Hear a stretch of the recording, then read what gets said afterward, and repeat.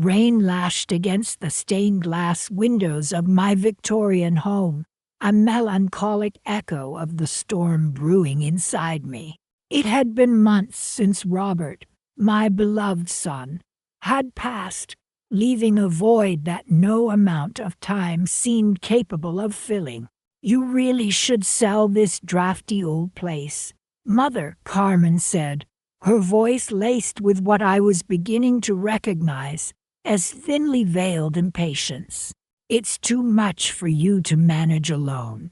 She perched on the edge of the antique settee, a picture of solicitous concern, her hand resting lightly on mine. "Julian and I have been discussing it, and we think it would be best if you moved in with us. A smaller, more modern space would be so much easier." Initially, after Robert's death, Carmen had been a comforting presence. She'd arrived with Julian, her fiancé, practically the day after the funeral, their suitcases packed for an extended stay. "We're here for you, Mother Grace," Julian had said, his arm around my shoulders. "Whatever you need." Carmen had taken over the household chores, cooking meals, sorting through Robert's belongings, seemingly eager to ease my burden. She'd brew me chamomile tea each evening, assuring me it would help me sleep. "You need your rest, Mother," she'd say, her smile soft and gentle. "Grief can take so much out of you." I had been grateful for their presence, their apparent concern a balm to my aching heart.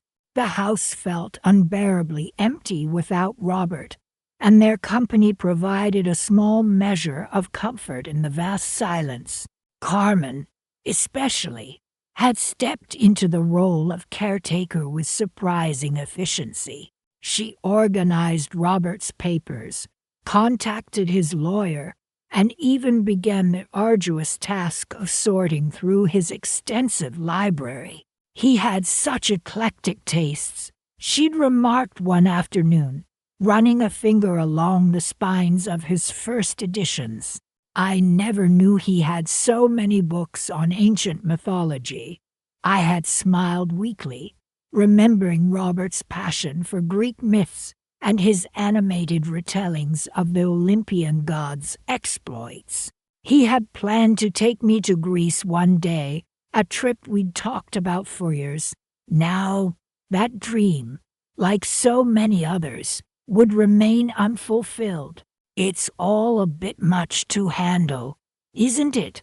Carmen had said softly, placing a hand on my arm. "Let me take care of it, Mother. You shouldn't have to worry about these things." And so I had let her. I had allowed her to take the reins, grateful for her willingness to shoulder the burden of my grief and the practicalities of managing the house. She had seemed so capable, so genuinely concerned for my well-being. "We'll find a lovely little bungalow for you," she continued, her voice pulling me back to the present. "Something with a small garden, perhaps, somewhere close to us, so we can pop in and check on you." I sipped my tea, the familiar chamomile scent filling my nostrils. Lately, I'd been feeling increasingly disoriented, my thoughts muddled and my memory unreliable. I'd attributed it to the grief, the stress of losing Robert, the advancing years. But a nagging unease had begun to take root, a suspicion that something wasn't quite right. The fog in my mind felt unnatural, and the frequent lapses in memory were becoming alarming. "Julian has his eye on a charming property just outside town," Carmen was saying. "It has a sunroom, perfect for your afternoon tea." She smiled again, that same gentle, reassuring smile that had become so familiar. "We can go and view it tomorrow, if you'd like. What do you say, Mother?" I looked at her, my heart pounding against my ribs. The rain continued to batter the windows, the sound now seeming less mournful and more like a warning. "I appreciate your concern, dear," I said, my voice steadier than I expected. "But I'm not ready to make any decisions about the house just yet." Her smile faltered, just a flicker of something cold in her eyes before it was replaced by the familiar mask of concern. "Of course, Mother," she said smoothly. "Whenever you're ready, we're here for you." But I knew with a chilling certainty that she wasn't there for me at all, and as I watched her leave the room, a quiet resolve began to harden within me. I would uncover the truth, no matter the cost. I needed to understand why the chamomile tea tasted increasingly bitter, why the fog in my mind seemed to thicken with each passing day, and if my suspicions proved true, I would ensure that Carmen and Julian would regret ever setting foot in my house. I had a feeling my late husband Robert's considerable assets would play a significant role in that. Rain lashed against the attic window, a relentless drumming that mirrored the dull ache in my head. I reached for my teacup, the porcelain warm against my trembling fingers. "Another dreary afternoon, wouldn't you say, dear?" I asked Carmen, but my voice sounded distant, even to my own ears. She smiled, that bright, almost too perfect smile of hers. "It is rather gloomy, Grace," she replied, her voice like honey. "Perhaps another cup of tea will cheer you up." She poured, her hand steady, the stream of amber liquid a hypnotic flow. I took a sip, the familiar chamomile failing to soothe the growing disquiet within me. Something wasn't right. Later that evening, I found myself standing in the hallway, staring at a framed photograph of my late husband. "We were so happy here, weren't we, George?" I whispered, my fingers tracing the outline of his smiling face. But as I spoke, a wave of dizziness washed over me. I grasped the wall, my vision blurring, the world around me tilting precariously. "Grace, are you all right?" Carmen's voice, sharp with concern, cut through the fog in my mind. "Just a little dizzy," I mumbled, my words slurring. "Perhaps you should lie down," she suggested, her hand on my arm, guiding me towards my bedroom. "I'll bring you another cup of tea." As I lay in bed, the room spinning, I felt a growing sense of unease. This wasn't just old age. This was something different. The next morning, the fog in my mind had lifted slightly, but a persistent sense of confusion lingered. I couldn't quite grasp where I'd left my glasses, or what day of the week it was. "Are you feeling any better today, Grace?" Carmen asked, entering my room with a breakfast tray. "A little," I replied, my voice still thick with sleep, but my memory seems to be playing tricks on me. She placed the tray on my lap, a solicitous smile on her face. "It's just the grief, dear," she said softly. "It takes time. Grief. Yes, of course, I was grieving. But this felt different, deeper, more insidious. As the days turned into weeks, the episodes of confusion and drowsiness grew more frequent, more intense. I'd find myself wandering through the house, disoriented, unable to remember what I was looking for. "Lost again, Grace?" Julian would ask, a hint of amusement in his voice. "Just a senior moment," I'd reply, forcing a smile. But inside, a cold fear was beginning to take root. What was happening to me? One afternoon, I woke up from a particularly deep sleep, my head throbbing, my mouth dry, Carmen, I called out, my voice raspy. She appeared at my bedside, a concerned frown on her face. Are you all right, Grace? You were sleeping so soundly. I feel strange, I murmured, my hand going to my temple. I need some water. She poured me a glass, her movements quick, efficient. As I drank, my eyes fell on the small bottle of pills she'd placed on my bedside table. What are these? I asked, picking up the bottle. Just some vitamins. Dear, she replied smoothly. Dr. Evans recommended them. Dr. Evans. I hadn't seen Dr. Evans in months. A flicker of suspicion ignited within me. Later that day, while Carmen and Julian were out, I retrieved the bottle of pills from my bedside table. I studied the label carefully. The name of the medication wasn't familiar. I went to my desk, pulled out my old medical records, and began to search for Dr. Evans' contact information. It took me a while, my hands trembling, my vision blurring, but finally I found it. I dialed the number, my heart pounding in my chest. Dr. Evans' office. A crisp voice answered. This is Grace, I said, my voice barely a whisper. I need to speak to the doctor. It's urgent. I'm sorry. The receptionist replied. Dr. Evans is no longer with the practice. Would you like to speak to another doctor? Another doctor. Panic began to rise in my throat. No, I said, my voice trembling. I need to speak to Dr. Evans. It's about some medication he prescribed. The receptionist paused. I'm afraid I can't give out his personal contact information, but I can tell you the name of the medication he prescribed. Perhaps another doctor can help you. I hesitated, then slowly read out the name of the pills on the bottle. There was a long silence on the other end of the line. Then the receptionist's voice, hushed and grave, spoke. Mrs. Grace, that medication is a powerful sedative. It's not something Dr. Evans would ever prescribe for someone your age. Are you sure he prescribed it for you? The blood ran cold in my veins.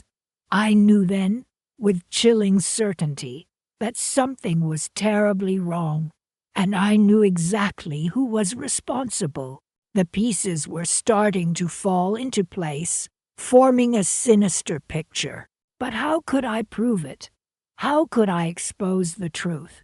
I had a feeling that the answer lay hidden somewhere in this old house, waiting to be discovered, and I was determined to find it. Rain lashed against the attic window, mimicking the storm brewing inside me. Carmen called up the stairs. Tea's ready, Mother Grace. Her voice, usually so sweet, now held a brittle edge. I gripped the worn wooden banister, each step down a descent into the fog that had enveloped my mind these past few weeks. Coming, dear, I managed, my voice a frail echo of its former strength. The scent of chamomile usually calmed me, but tonight it felt cloying, almost suffocating. As Carmen poured the steaming liquid, I noticed a flicker in her eyes, something cold and calculating. That scent shivered down my spine. You seem a little shaky tonight, Mother Grace, Carmen said, her smile not quite reaching her eyes. Let me help you to the sofa. Her hand on my arm felt oddly firm, almost possessive. I sank onto the plush cushions, the familiar comfort now strangely alien. Perhaps you should rest early, Carmen suggested, handing me the teacup. I'll bring you up a hot water bottle later. That's kind of you, dear, I murmured, taking a small sip. The tea tasted bitter, a metallic tang clinging to the back of my throat. I forced a smile, trying to appear as if nothing was amiss. Julian will be joining us for dinner tomorrow, won't he? I asked, attempting to sound casual. Carmen's expression shifted, a subtle tightening around her mouth. Oh, I doubt he'll have time, she said dismissively. He's terribly busy with work these days. You know how it is. I nodded, though a nagging unease settled in my stomach. Julian was always so attentive, always making time for me. This sudden change in behavior felt off. The fog in my mind seemed to thicken, making it hard to grasp onto a single thought. I felt adrift, lost in a sea of confusion. I seemed to be misplacing things lately, I confessed, my voice barely above a whisper. My glasses, my keys, even my memories seemed to be fading. Carmen's smile widened, but it lacked warmth. It's just your age, Mother Grace, she said soothingly, patting my hand. Perfectly normal. Don't you worry about a thing. But I did worry. I worried about the increasing lapses in my memory, the strange dizziness that came and went, the constant fatigue that weighed me down. And I worried about the look in Carmen's eyes, a look that I couldn't quite decipher, yet instinctively knew held a secret I wasn't meant to see. The evenings blurred into one another, each day marked by the same routine. Carmen's solicitous care, the chamomile tea, the deepening fog in my mind. I found myself relying on her more and more, my independence slowly eroding. One afternoon, while searching for a misplaced photograph album, I stumbled upon an old medical journal of mine, tucked away in a forgotten drawer. As I flipped through the brittle pages, a passage caught my eye. A case study about the subtle effects of certain sedatives, mimicking the symptoms of dementia. The words seemed to leap off the page, a sudden jolt of clarity piercing through the fog. The dizziness, the memory loss, the overwhelming fatigue, could it be? I stared at the journal, my heart pounding in my chest. A terrifying thought began to take shape. A suspicion so dark and unsettling that I almost dismissed it immediately. But the seed of doubt had been planted, and it grew with each passing day. I watched Carmen more closely, observing her every move, her every expression, the way she measured out my tea, the slight hesitation before handing me the cup, the almost too eager assurances that everything was all right. The pieces began to fall into place, forming a chilling picture. That night, as Carmen brought me my usual cup of tea, I pretended to take a sip, then accidentally knocked the cup over, spilling its contents onto the rug. "Oh dear, how clumsy of me," I muttered, feigning distress. Carmen rushed to clean up the mess, her face a mask of concern. "Don't worry, Mother Grace," she said, retrieving a fresh cup. "I'll make you another one." As she turned away, I discreetly slipped a small vial from my pocket and quickly dipped it into the spilled tea, capturing a sample of the liquid. I had found the vial amongst my late husband's belongings, a relic from his days as a chemist. I didn't know what I would do with it, but I knew I had to have proof. My mind raced, trying to formulate a plan. I felt a flicker of the strength I thought I had lost, a quiet resolve hardening within me. I needed help, someone I could trust, someone who would believe me. The image of Dr. Henley, my former physician, flashed in my mind. He had retired years ago, but I still had his contact information tucked away in an old address book. Reaching out to him felt like a lifeline, a desperate gamble in a game I didn't fully understand. But I knew I had to play it. My survival depended on it. The thought of Julian, his genuine concern for my well-being, fueled my determination. I wouldn't let Carmen win, not while I still had a breath left in my body. The rain continued to batter against the window pane, but the storm inside me had begun to subside, replaced by a steely calm. I had a plan, a glimmer of hope in the darkness, and I would not rest until I saw it through. Rain lashed against the stained glass windows of my Victorian house, mirroring the storm raging inside me. Just hours ago, Carmen, my daughter-in-law, had suggested I move into assisted living. "It's for your own good, Grace," she'd said, her smile not quite reaching her eyes. "You're getting so forgetful." Now, sitting in my favorite armchair, a steaming mug of chamomile tea in my hand, I pretended to drift off, just as Carmen expected. "Sleep tight, Mother Grace," she said softly, tucking a throw around me. "I'll be upstairs if you need anything." I heard her footsteps retreating up the grand staircase, each creak a nail hammered into the coffin of our once loving relationship. Once I was sure she was gone, I carefully set the teacup on the side table, my hand trembling slightly. The chamomile smelled unusually sweet, cloying even. A chilling suspicion snaked through me. This wasn't forgetfulness. This wasn't old age. This was something else entirely.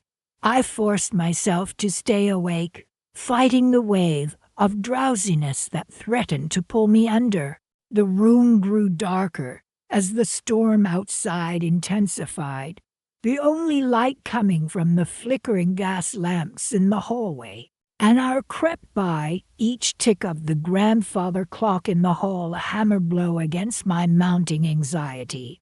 Finally, I heard a soft click from upstairs, followed by the muted creak of a door. Carmen was up to something. I strained my ears, listening intently. Another click, this time closer. She was coming downstairs. Holding my breath, I watched as Carmen silently entered the living room.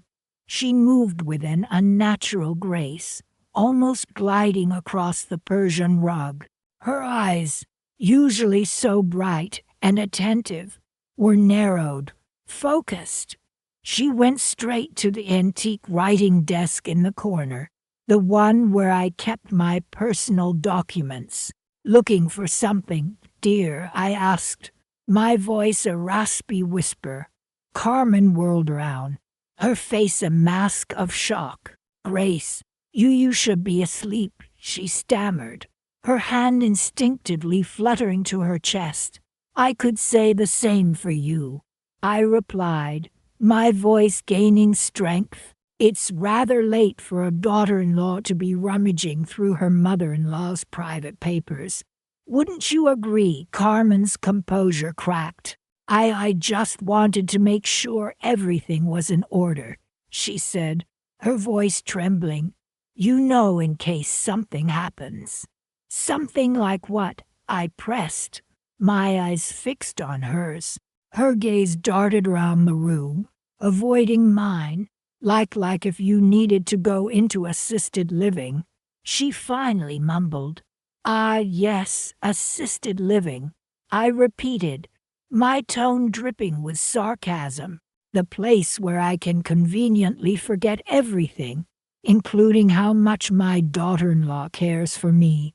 Carmen's face flushed crimson. "You're twisting my words, Grace," she hissed.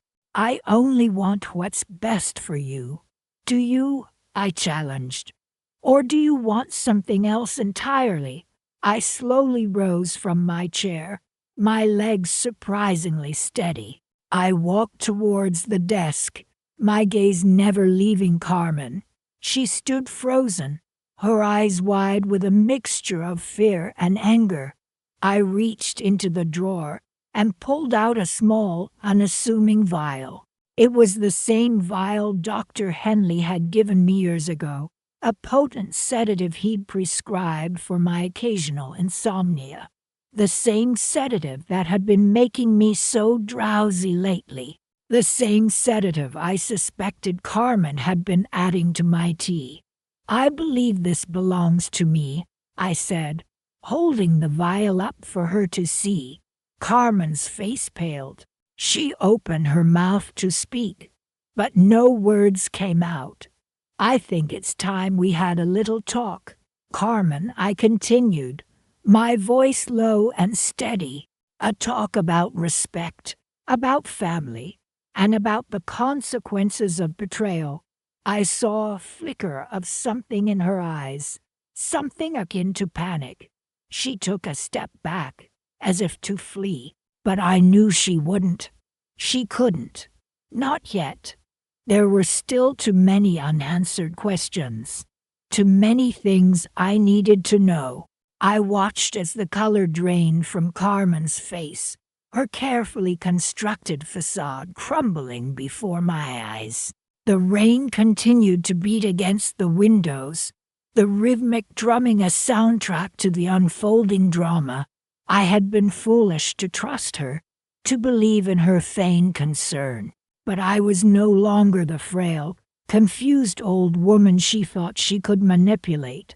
I was awake now, and I was ready to fight back. My mind raced, piecing together the fragments of memory, the subtle clues I had dismissed as symptoms of age, the overly sweet tea, the persistent drowsiness, the missing vial of sedatives. It all pointed to one chilling conclusion, and with that realization, a new kind of strength surged through me, a quiet resolve to reclaim what was mine, not just my house, not just my health, but something far more precious. My dignity. I would expose Carmen's deception. I would ensure she paid for what she had done.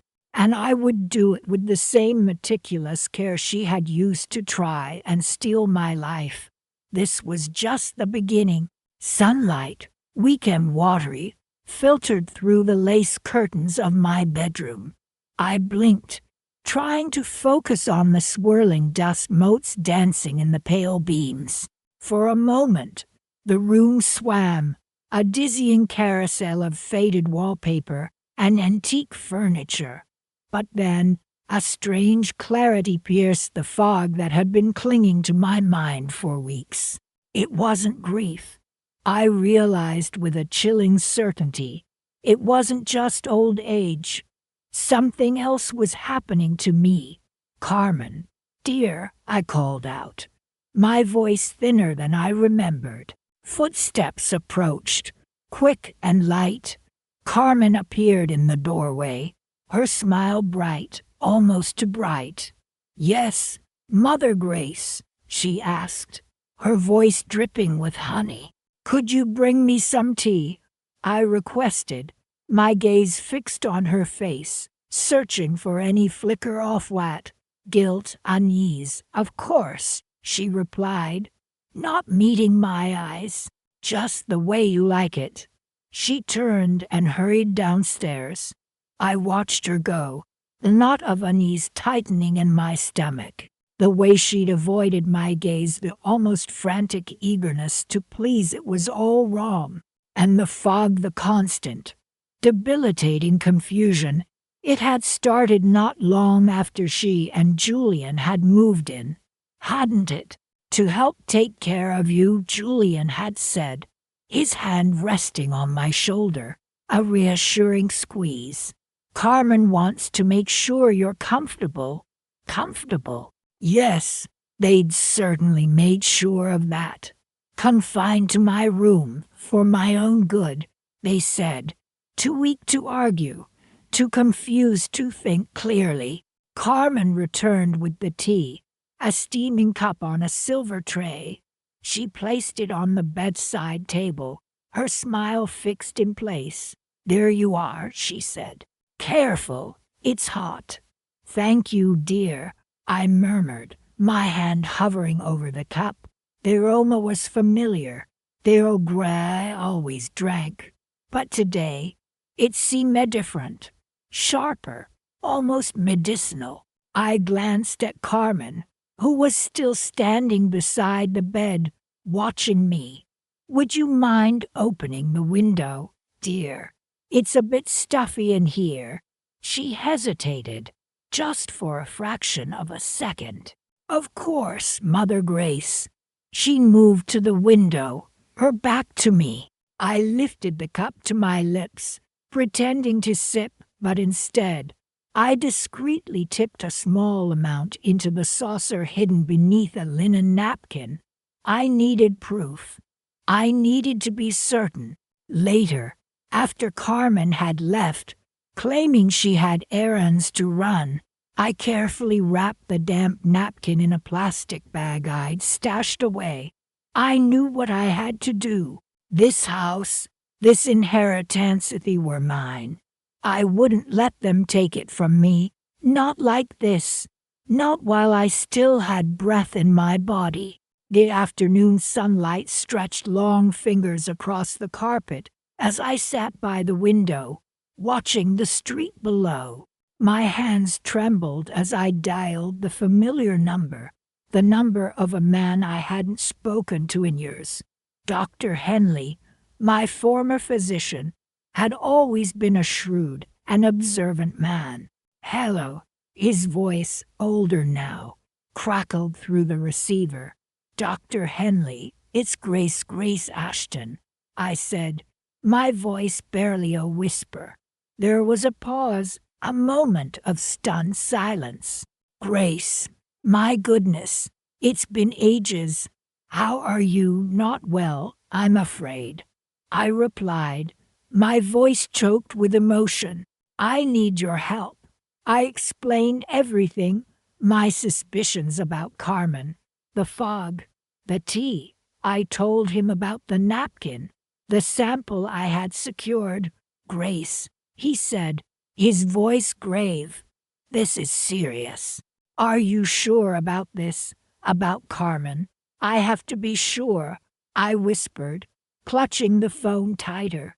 I need to know. He agreed to help. He told me to bring the sample to his office the next morning first thing. He would have it analyzed, discreetly. Don't worry, Grace, he said. We'll get to the bottom of this. I hung up the phone, a glimmer of hope flickering in the darkness that had enveloped me.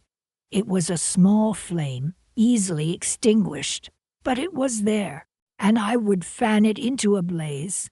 I would not let them win. I would fight. I would reclaim what was rightfully mine. This house, my life, it was all I had left, and I wouldn't let them steal it from me. Not without a fight. The look in Carmen's eyes when she brought me that tea, I would never forget it. And soon, very soon, she would understand. She would understand that she had underestimated me. She had underestimated the strength of a mother, the resilience of a woman backed into a corner. She would learn that some things are worth fighting for, even when the odds seem insurmountable. And she would learn that revenge, like a fine wine, is best served cold. The thought sent a shiver down my spine, a shiver not of fear, but of anticipation. The game was on. Sunlight, weak and watery, filtered through the lace curtains of my bedroom. I sat by the window, a chipped teacup clutched in my hand, the dregs of cold chamomile swirling at the bottom. It was a ritual, this afternoon tea, Carmen insisted. So caring, so attentive. It's good for your nerves, Mother Grace, she'd say with a smile that never quite reached her eyes. Helps you sleep. Sleep. That was the problem, wasn't it? Not sleep itself, but the fog that clung to me, the way my thoughts scattered like leaves in a gale. The constant dizziness, the disorientation. I'd attributed it to grief, to old age. My son, gone just 6 months. But now a creeping suspicion wormed its way into my heart. I picked up the small, leather-bound diary from my bedside table. Its pages, thin and brittle with age, chronicled my days, or at least what I could remember of them. The entries were becoming increasingly sparse, filled with gaps and question marks. Woke, confused, lost time, dizzy spell after tea. The pattern emerged, stark and undeniable, like a skeleton hand reaching out from the grave. Tea, dizziness, confusion, tea, forgotten hours. I poured myself another cup, not to drink, but to examine. The chamomile flowers floated listlessly, their scent fainter than usual, masked by something else, something chemical. I swirled the liquid, watching the way it caught the light. Then, with trembling hands, I dipped a finger in, brought it to my lips, and tasted. A faint bitterness lingered, barely perceptible, but there. It wasn't the chamomile. My heart pounded in my chest, a frantic bird trapped in a cage. This wasn't grief. This wasn't old age. This was deliberate. Carmen. The thought felt like a physical blow, knocking the air from my lungs. Why? The question echoed in the silence of the room, bouncing off the antique furniture. The portraits of my ancestors staring down at me with their painted eyes. Why would she do this?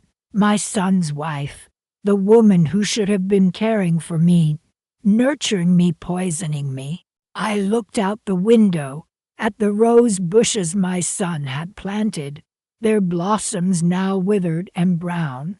He'd loved those roses, and Carmen, she'd pretended to as well. I'll take care of them, just like I'll take care of you, Mother Grace, she'd promised, her hand resting on mine, so gentle, so reassuring. A lie. It had all been a lie. I rose from my chair, the dizziness momentarily forgotten in the surge of anger, and resolved that coursed through me. I wouldn't let her get away with this. I wouldn't let her steal my life, my memories, my son's legacy. I needed proof. Something tangible, something irrefutable. I began to search the room, my eyes scanning every surface, every drawer, every hidden corner. I needed to find something, anything, that would corroborate my suspicions. My fingers brushed against a small, wooden box tucked away in the back of my wardrobe. It was my son's, filled with keepsakes and trinkets from his childhood. I opened it, the scent of cedarwood filling the air, a bittersweet reminder of happier times. Beneath a stack of old photographs, I found it, a small, spiral-bound notebook, its pages filled with his messy scrawl. It was his medical journal, meticulously kept throughout his illness. He'd been a meticulous man, my son, always dotting his I's and crossing his T's, a trait Carmen had clearly underestimated. Flipping through the pages, I found entries detailing his medications, dosages, side effects, and then I saw it. A notation about a specific sedative, one prescribed during the final weeks of his illness. The symptoms he'd described, the dizziness, the confusion, the memory loss, they mirrored my own. The same drug, the same side effects, and I knew with chilling certainty where Carmen had gotten it. From my son's leftover medication. From the very pills meant to ease his suffering in his final days. A wave of nausea washed over me, the realization hitting me with the force of a physical blow. I stumbled back, clutching the notebook to my chest, the room spinning around me. I sank onto the bed, the wooden box clattering to the floor, its contents spilling out like secrets laid bare. The photographs of my son, his smiling face a stark contrast to the darkness that had enveloped me. I closed my eyes, trying to steady my breathing, to quell the rising panic. I needed to think. I needed a plan. I couldn't confront Carmen directly. She was too clever, too manipulative. I needed help. But who could I trust? The answer came to me in a whisper, a memory surfacing from the fog. Dr. Henley, my former physician, retired now, but a trusted friend. He would know what to do. He would believe me. With renewed determination, I reached for the telephone, the old rotary dial clicking softly in the silence of the room. I had to be careful. I had to be discreet. Carmen couldn't know, not yet, but I knew deep down that this was just the beginning. I would expose her. I would reclaim my life, and I would make her pay. The game, as they say, was afoot. The afternoon sun cast long shadows across the Persian rug in my sitting room. I sat by the window, pretending to doze, a book open in my lap. Yes, Julian, she's been difficult lately. Carmen's voice drifted from the hallway. I might need to adjust the dosage again. She's getting suspicious. I think. My heart hammered against my ribs. Adjust the dosage. Suspicious. What was she talking about? I gripped the arms of my chair, forcing myself to remain still. No real problems, Carmen continued, her voice a low murmur. Just stop managing her. She's getting old. You know, forgetful, difficult. Forgetful, difficult. Those were the very words she used to justify my increasing confusion, my disorientation, the strange lapses in my memory. I had attributed it to grief, to the lingering sadness after losing my son, Carmen's husband, just a year ago. Now, a chilling realization washed over me. It wasn't grief. It was something else entirely. Something deliberate. Carmen's voice lowered further. I just want things to be smooth, she whispered. For the both of us. Smooth. The word echoed in my mind, laced with a sinister undertone. What did Carmen want to be smooth? The transition of my estate into her hands, the idea, once a fleeting suspicion, solidified into a terrifying certainty. She was poisoning me, slowly, subtly, making me believe I was losing my mind, so she could take control of everything, my house, my finances, my life. I closed my eyes, feigning sleep, as Carmen's footsteps approached the sitting room. "Grandma, are you awake?" she asked sweetly. I didn't respond. I could feel her gaze on me, assessing, calculating. After a moment, she moved away. "Just checking on you, dear," she called softly. "I'm going to run some errands. Back soon." I heard the front door close behind her. Alone, I finally allowed myself to react. My hands trembled, and a wave of nausea swept over me. I struggled to breathe, the weight of her betrayal crushing me. How could she, my own daughter-in-law, the woman I had welcomed into my home, into my family, the woman who had promised to care for me in my old age? But beneath the fear and the hurt, a flicker of resolve began to burn. I would not let her win. I would not let her steal everything I had worked for, everything I cherished. I would fight back. I needed help. though, someone I could trust. Someone outside this poison house. My mind raced, searching for a solution. Then, I remembered Dr. Henley, my physician for years, before Carmen insisted on taking over my care. He had retired recently, moved to a quiet town up north, but I still had his number tucked away in my address book, a relic of a time when I felt safe, secure, and control of my own life. With trembling hands, I reached for the antique telephone table in the corner. The phone book was heavy, its pages yellowed with age. I flipped through it slowly, my fingers tracing the familiar names and numbers. There it was, Dr. Henley's name, followed by a number with an unfamiliar area code. Taking a deep breath, I dialed. The phone rang 3 times, then 4. Just as I was about to give up, a voice answered. "Hello, Dr. Henley," I asked, my voice barely a whisper. "Speaking. Who is this?" "It's Grace Miller," I said, my voice cracking with emotion. There was a pause, then a gasp. "Grace, is that really you? It's been so long. How are you?" "Not well," I admitted, tears welling up in my eyes. "Not well at all.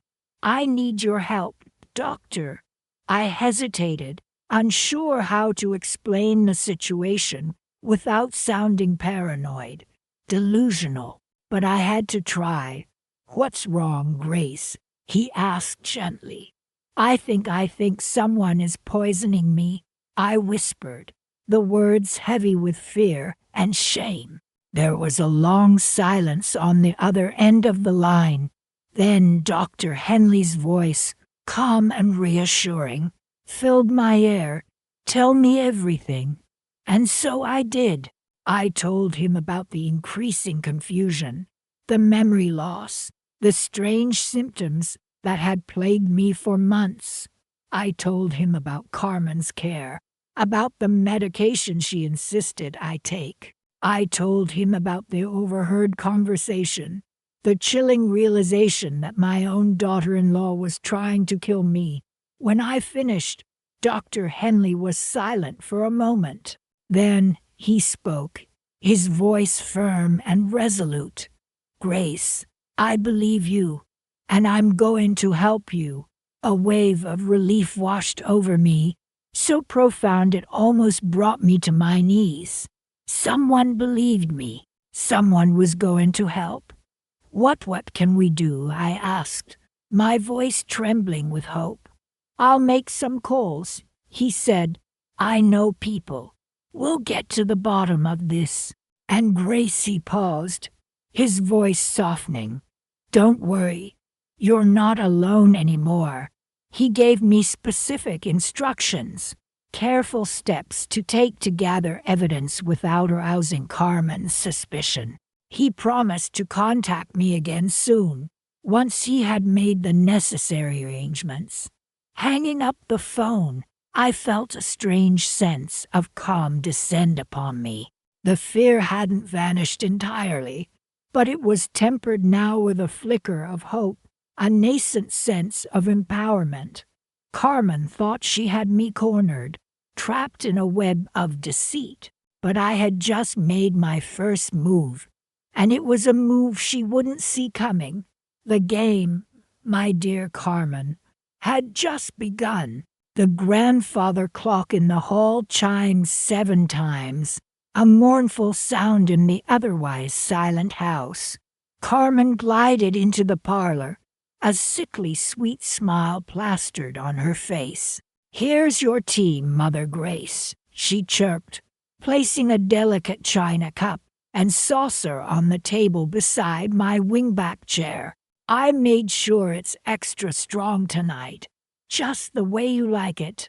Her eyes held a glint I couldn't quite decipher, but a shiver ran down my spine nonetheless.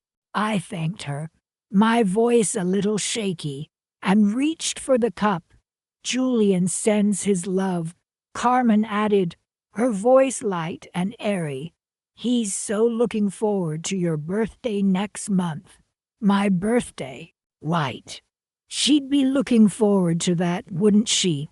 Once I was gone, this house, my house, would be hers. I lifted the cup, inhaling the familiar aroma of chamomile, laced with something else, something subtly bitter. My stomach churned. I brought the rim to my lips, pretending to sip, the porcelain cool against my skin. Carmen watched me intently, her smile never faltering. "Is it to your liking?" she asked, her voice a little too eager. I swallowed hard, forcing a small smile. "Perfect, dear," I managed, setting the cup back down on the saucer. "Just perfect." She lingered for a moment, her gaze fixed on me, before finally turning to leave. "I'll be upstairs if you need anything," she said, her voice now laced with a hint of impatience. "Try to get some rest." I nodded, my heart pounding against my ribs. As soon as the sound of her footsteps faded on the staircase, I rose from my chair, the teacup clutched in my hand. I moved quickly, but carefully, to the fireplace, where a small fire crackled merrily, under the watchful gaze of the framed portraits of my ancestors. I tipped the contents of the cup into the flames. The liquid hissed and sputtered, a tiny cloud of acrid smoke rising into the chimney. I rinsed the cup thoroughly in the nearby wash basin, filling it with fresh water from the pitcher. Returning to my chair, I sat quietly, sipping the plain water, trying to calm my racing heart. The house felt oppressive, every creak and groan of the old timbers seeming to whisper secrets. I looked around the familiar room, at the antique furniture, the faded Persian rug, the bookshelves lined with volumes I had collected over the years. This was my home, my sanctuary, and I would not be driven from it. Not by her, not by anyone. The thought of Dr. Henley, my former physician, filled me with a strange mix of hope and trepidation. I had contacted him a few days prior, after my suspicions about Carmen had become undeniable. He had agreed to help, discreetly, of course. He was retired now, but still held considerable influence in the medical community. He understood the delicate nature of the situation and promised to proceed with caution. He'd taken samples of my hair, discreetly collected during my last fainting spell, and promised to have them analyzed. The results, he assured me, would be damning. I glanced at the small clock on the mantelpiece. Dr. Henley was due to call any time now. He'd promised to update me as soon as he had the lab results. The waiting was agonizing. Each tick of the clock seemed to amplify the tension in the room. I rose and began pacing the floor, my hands clasped tightly behind my back. I had to stay calm, I told myself. I had to be patient. My plan was in motion. Soon, very soon, Carmen's charade would be over. The shrill ringing of the telephone startled me. I rushed to answer it, my hand trembling as I lifted the receiver. "Hello," I whispered, my voice barely audible. "Grace." It was Dr. Henley. His voice was low and serious. "I have the results." My heart pounded in my chest, and I breathed, barely daring to hope. "It's as you suspected," he said, his voice grave. "Traces of benzodiazepines, a significant amount, enough to cause severe cognitive impairment or worse." I closed my eyes, a wave of relief washing over me. Finally, proof. Irrefutable proof. What do we do now? I asked, my voice regaining some of its strength. I've already contacted the authorities, Dr. Henley replied. They're taking this very seriously. They'll be in touch with you shortly. I thanked him profusely, my voice choked with emotion. He reassured me once again, promising to stay in contact. And then we hung up. I stood by the telephone for a long moment, the receiver still clutched in my hand. The house seemed to sigh around me, the tension slowly dissipating. The shadows in the corners no longer felt menacing, but almost protective. I looked out the window at the darkening sky, a sliver of moon peeking through the clouds. Justice was coming, and it would be swift. I had played my part perfectly. Now, I just had to wait for the final act to unfold. I walked back to my chair, a strange sense of calm settling over me. I picked up the book I had been reading earlier, a biography of Catherine the Great, a woman who knew a thing or two about power and revenge. I opened it to a random page and began to read, a small smile playing on my lips. Carmen had underestimated me. She thought I was a frail, confused old woman, easy prey for her machinations. She was about to learn just how wrong she was. This inheritance she so coveted was about to slip through her fingers, like sand through an hourglass. And I, the seemingly helpless victim, would be the one holding the glass. Night pressed against the lace curtains of my Victorian home. A chill settled in the room. But it wasn't from the draft.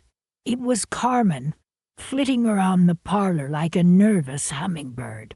Just checking on you, Mother Grace, she chirped, her smile not quite reaching her eyes. Wouldn't want you to get lonely. Lonely, she'd practically banished me to this room for weeks, claiming it was for my own good. Her concern felt like a suffocating blanket. I feigned a weak smile. That's kind of you, dear. My voice was frail, but my mind was sharper than ever. She fussed with the pillows, straightened the doily on the side table, and then, as if on cue, picked up my teacup. Let me freshen this for you. Her fingers lingered on the rim, a gesture I'd seen countless times before I knew what was happening. A small white tablet seemed to materialize between her thumb and forefinger. It was so quick, so subtle, I might have doubted my own eyes if I hadn't already lived through this charade for weeks. Carmen, I said, my voice a little stronger this time. My hands are a bit shaky tonight. Perhaps you could pour for me? She hesitated, her smile faltering. Of course, Mother Grace. She dropped the tablet into the tea, stirring it briskly with a tiny silver spoon. The clinking against the porcelain sounded almost like a death knell in the quiet room. There you are, she said, handing me the cup. Drink up. It will help you sleep. Sleep? Yes, that was her goal, wasn't it? To keep me in a perpetual state of drugged oblivion. I took the cup, careful not to let my fingers brush hers. Thank you, dear. I brought the tea to my lips, pretending to sip, the bitter scent of chamomile, and something else, something faintly medicinal, filling my nostrils. I swallowed nothing, letting the liquid pool in my mouth before accidentally coughing, spilling the contents onto the Persian rug beneath me. Oh dear, Carmen exclaimed, rushing to dab at the spill with a napkin. Are you all right, Mother Grace? Her voice was laced with a strange mix of concern and annoyance. I'm so clumsy these days, I murmured, dabbing my mouth with a handkerchief. I seem to be spilling things constantly. I looked down at the damp stain on the rug, my heart pounding. Such a beautiful rug ruined. It's just a rug, Carmen said dismissively, but her eyes lingered on the spilled tea, her expression unreadable.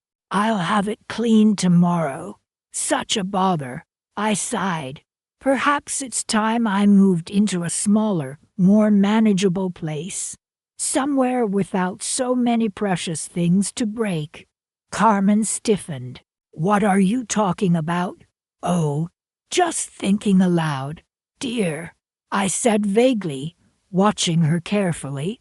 Her eyes were narrowed now, suspicion flickering in their depths. The mention of moving, of potentially downsizing, had clearly struck a nerve. It was subtle, but I saw it. A flash of panic, quickly masked. You don't need to move, she said a bit too quickly. This house, it's your home.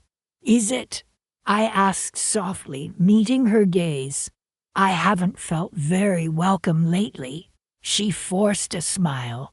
Of course you're welcome, Julian, and I just want what's best for you, Julian. He was rarely around these days, conveniently busy with work. I wondered how much he knew about Carmen's little nightly ritual. Yes, of course, I echoed, looking down at my empty teacup. You're both so attentive. The night wore on, filled with Carmen's forced cheerfulness and my own silent observations. I continued to play the role of the frail, confused old woman, letting her believe her charade was working. With every fake smile, every feigned cough, every spilled drop of tea, I was gathering evidence, building my case. I was biding my time, waiting for the perfect moment to strike. The pieces were falling into place. Soon, very soon, everything would change. The house felt colder than ever, but a different kind of chill ran through me now. Not fear, but anticipation. The game was afoot, and I, the seemingly helpless pawn, was about to make my move. The faintest glimmer of a smile touched my lips as I closed my eyes, feigning sleep. Carmen wouldn't get away with this. Not anymore. Sunlight streamed through the lace curtains of my bedroom, illuminating the dust motes dancing in the air. I hadn't felt this clear-headed in months.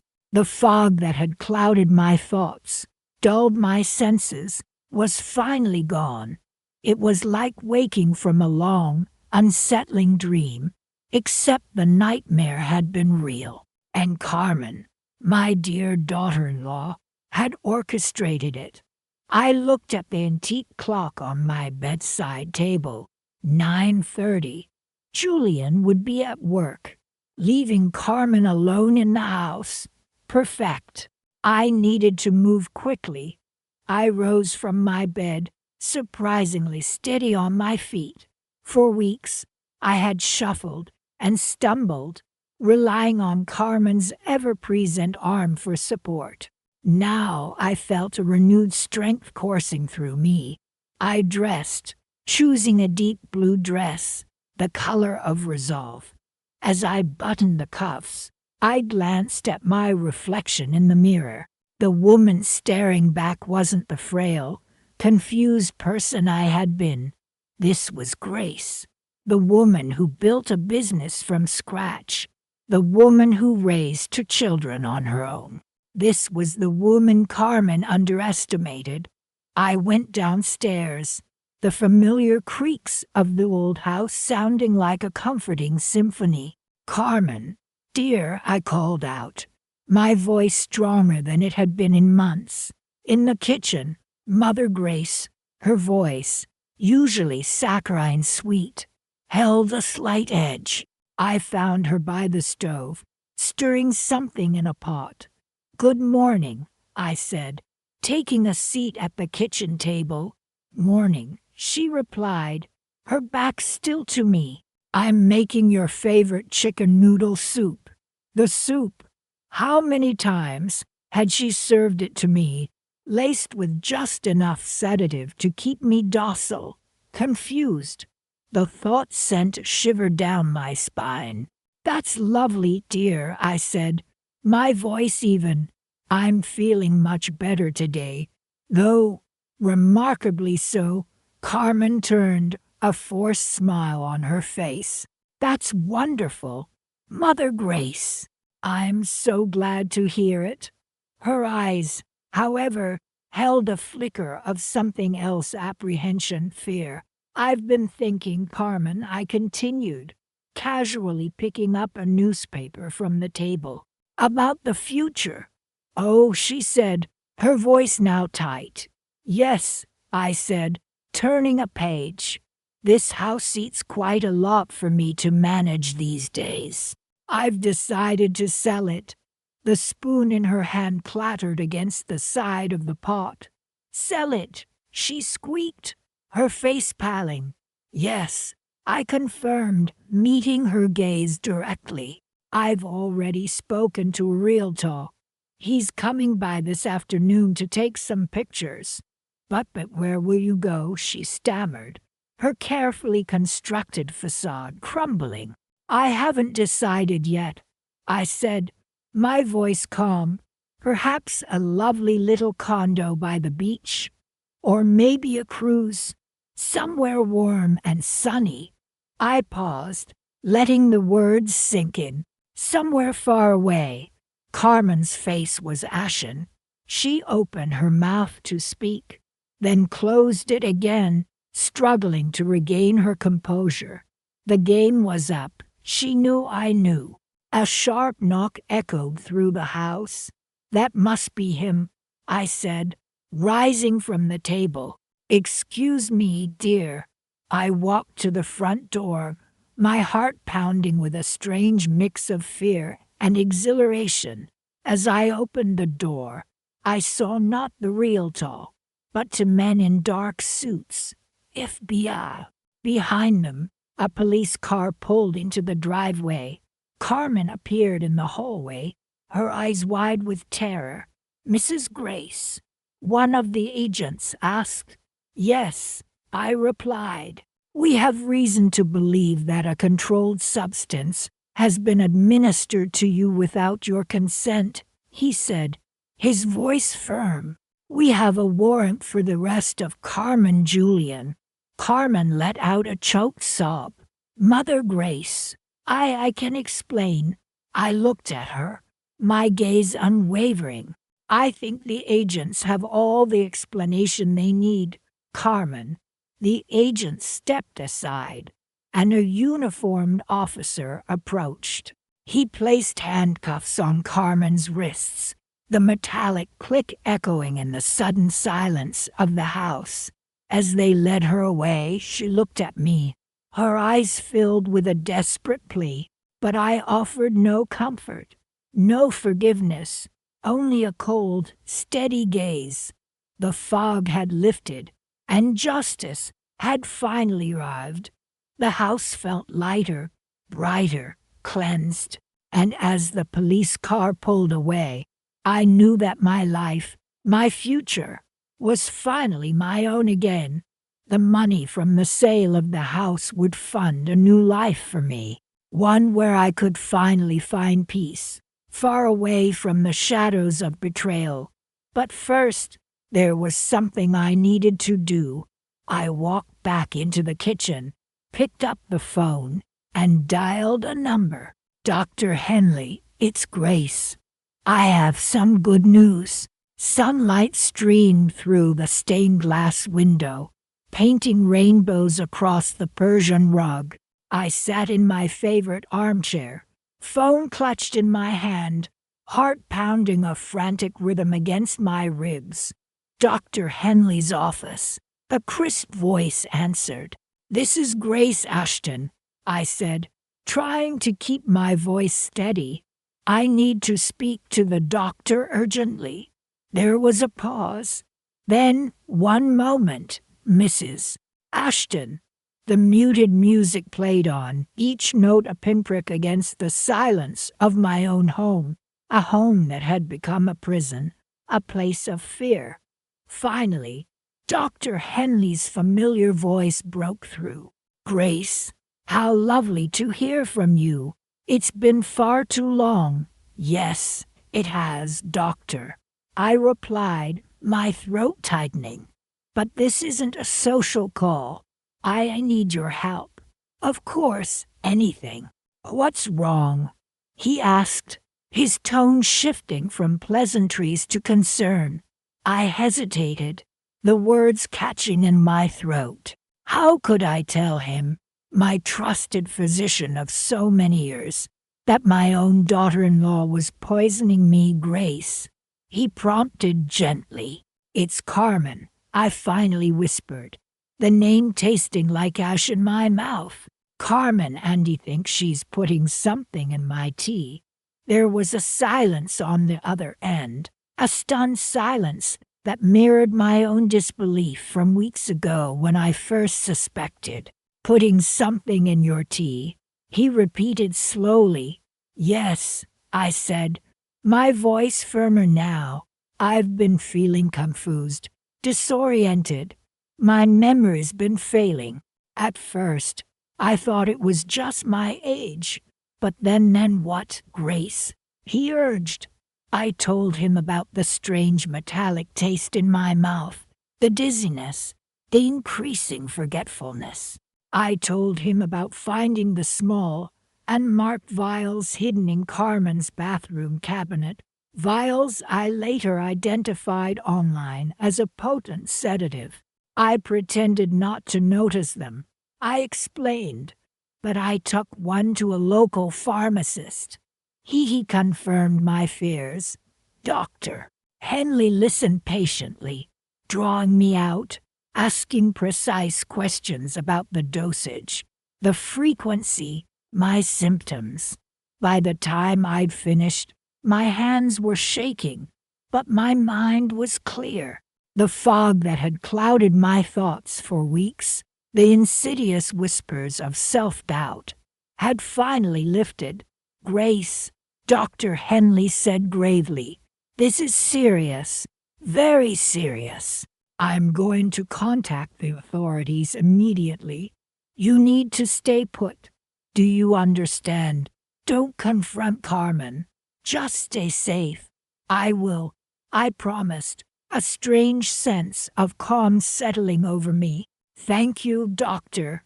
We hung up, and I sat there bathed in the sunlight, the rainbows on the rug shimmering like fractured hope. The fear hadn't entirely vanished, but it was replaced by a new resolve, a steely determination. Carmen had underestimated me. She thought she could control me, manipulate me, erase me. But I was still here, and I would not be silenced. I spent the rest of the day in a state of suspended animation, waiting. I made myself a cup of tea, a real cup of tea, without the bitter taint of betrayal. I sat on the porch swing, watching the world go by, the normalcy of it a stark contrast to the turmoil within my own walls. As the afternoon wore on, I noticed an unfamiliar car parked down the street. It was a nondescript sedan, nothing remarkable, but something about it, the way it was angled. The two men inside sent a prickle of awareness down my spine. Then another car appeared, and another, until several unmarked vehicles lined the street. Their presence, subtle yet undeniable. My heart began to pound again, this time with a mixture of fear and anticipation. The doorbell rang, a sharp, insistent sound that echoed through the quiet house. I took a deep breath and opened the door.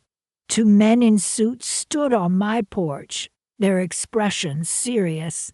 "Mrs. Ashton," one of them asked, flashing a badge.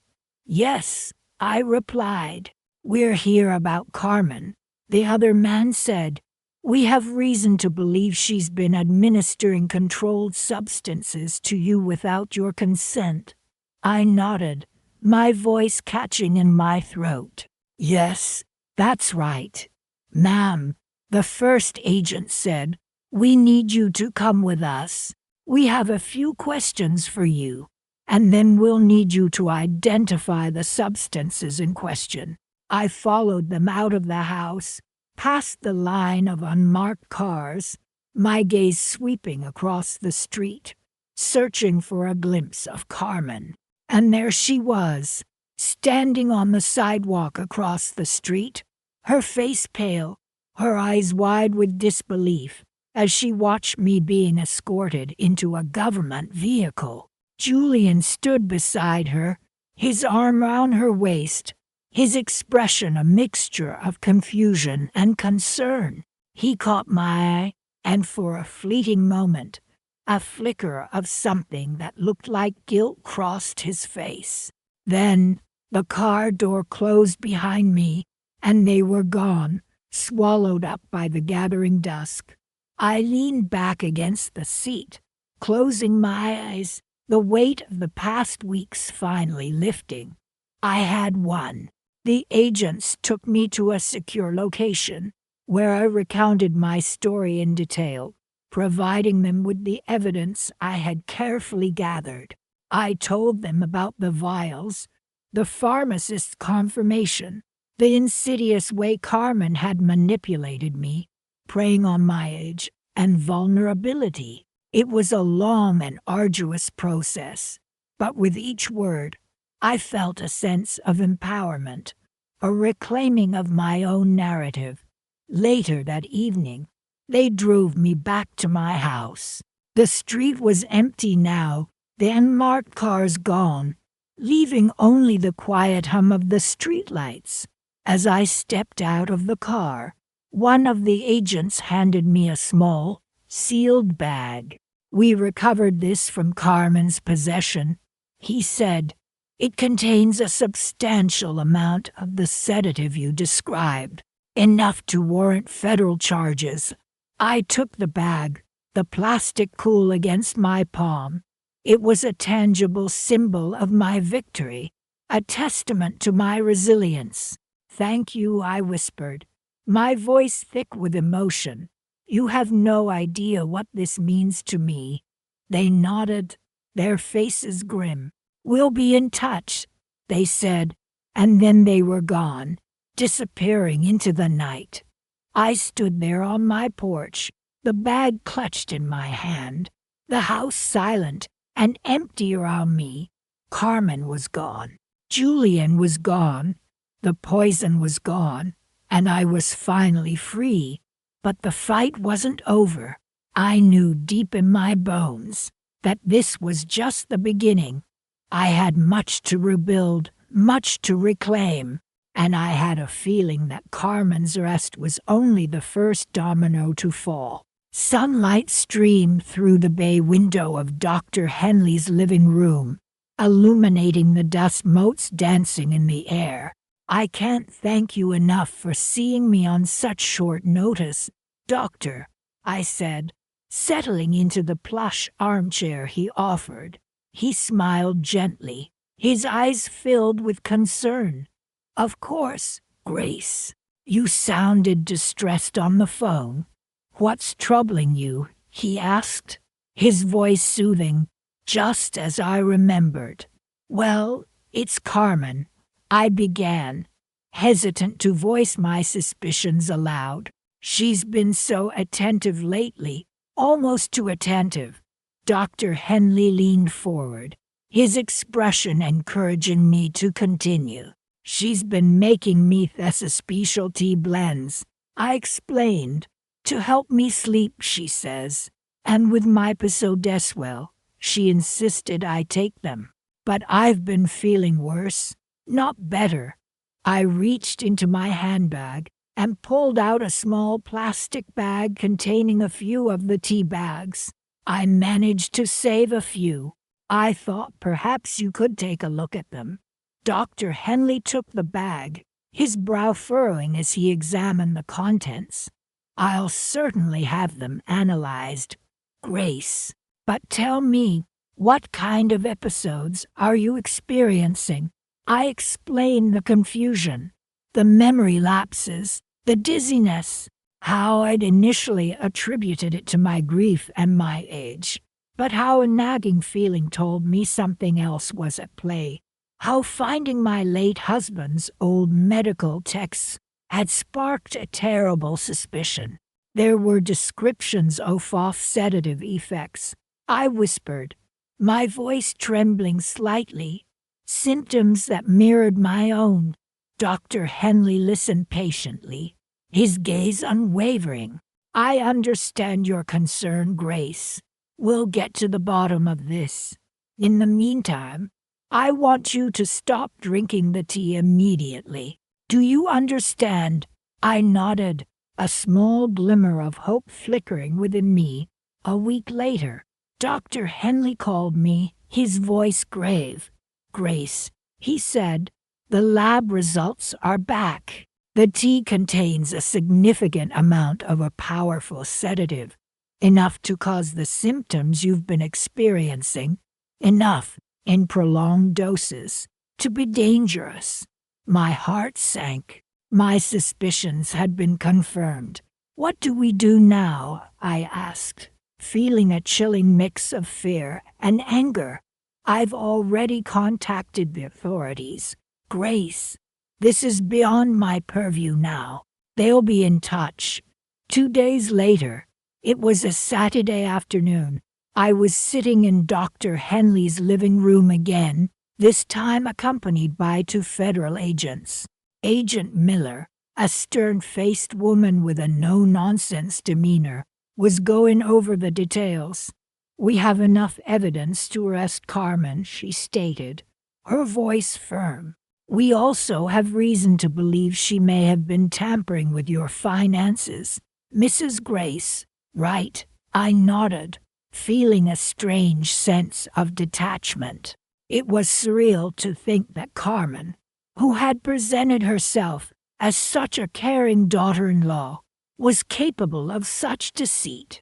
Agent Thompson, a younger man with a kinder face, placed a comforting hand on my arm. We understand this is difficult, ma'am, but you did the right thing by coming forward. I managed a weak smile. I just want to know why, I whispered, my voice choked with emotion. Why would she do this? Agent Miller exchanged a glance with her partner. We believe she was after your inheritance, ma'am. She'd been systematically transferring funds from your accounts to offshore accounts in her name. We're working on recovering those assets now. Suddenly, the front door swung open, and Julian rushed in, his face pale and etched with worry. Carmen, they're taking her away. What's going on? He demanded, his voice frantic. He stopped short when he saw me sitting there with the agents. Grace, you're here too. What have you done? He accused, his tone shifting from panic to anger. I looked at him, my former son-in-law, the man I had once welcomed into my family. The man who had stood by and watched as his wife slowly poisoned me. Julian, I said, my voice steady despite the turmoil within me. I did what I had to do to protect myself. Carmen wasn't who you thought she was. His eyes widened in disbelief, then narrowed in suspicion. Don't lie, Carmen would never, he trailed off as Agent Miller held up a hand, stopping him mid-sentence. Mr. Julian, your fiancé is being arrested for attempted murder and financial fraud. I suggest you cooperate with our investigation. The color drained from Julian's face as the reality of the situation sunk in. He looked at me, his expression a mixture of shock and betrayal. The agents led Julian out of the house to where Carmen was being detained. Through the window, I could see her being escorted to a police car. her face contorted in a mask of anger and disbelief. "Doctor." Henley placed a hand on my shoulder, his touch reassuring. "It's over now, Grace," he said softly. "You're safe now." I took a deep breath, feeling a wave of relief wash over me. It was over. Carmen was exposed, and I could finally begin to heal. But as I watched the police car drive away, a new thought began to form in my mind. The house, the inheritance seat was all mine again, and I knew exactly what I was going to do with it.